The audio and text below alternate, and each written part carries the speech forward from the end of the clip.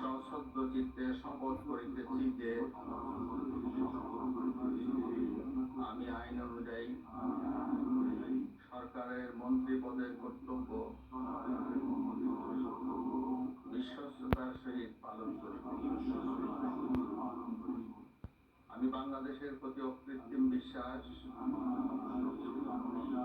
ও আনুগত্য পোষণ করিব।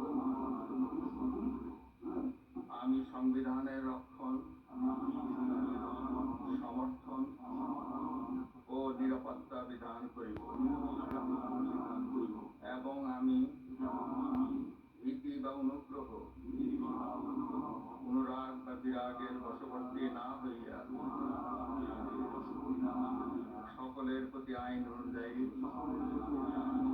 যথাবিহিত আচরণ করিব।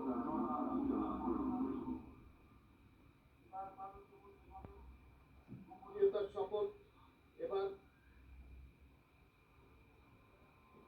আমি সশ্রদ্ধ চিত্তে শপথ করিতেছি যে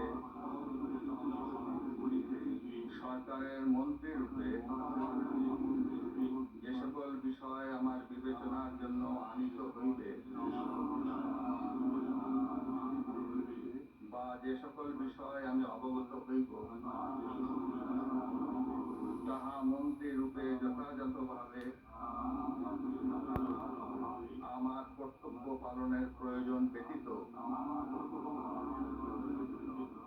প্রত্যক্ষ বা পরোক্ষভাবে